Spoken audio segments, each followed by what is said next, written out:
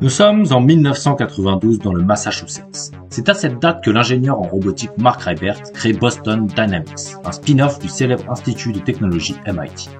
Depuis lors, l'entreprise s'est imposée comme pionnière dans le domaine de la robotique, avec ses robots quadrupèdes et bipèdes capables de se déplacer de manière fluide et agile.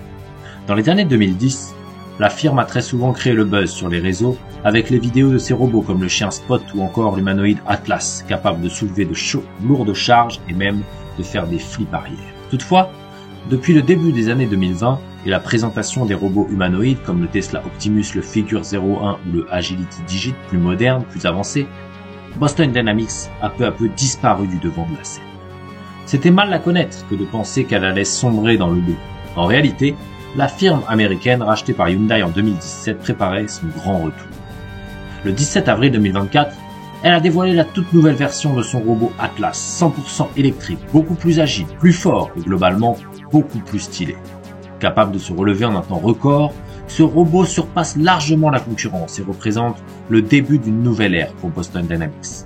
Ce n'est que le commencement, car l'entreprise a révélé qu'elle développe une intelligence artificielle qui va permettre à ce robot d'apprendre à effectuer n'importe quelle tâche manuelle. Les premiers tests vont commencer dans les usines Hyundai début 2025 où Atlas 2 aidera les humains à assembler des voitures. Par la suite, il sera commercialisé et pourra réaliser n'importe quel travail au sein des entreprises. C'est le grand retour de Boston Dynamics qui rappelle à la concurrence qui est le doyen de cette industrie. Et vous, que pensez-vous d'Atlas 2 ?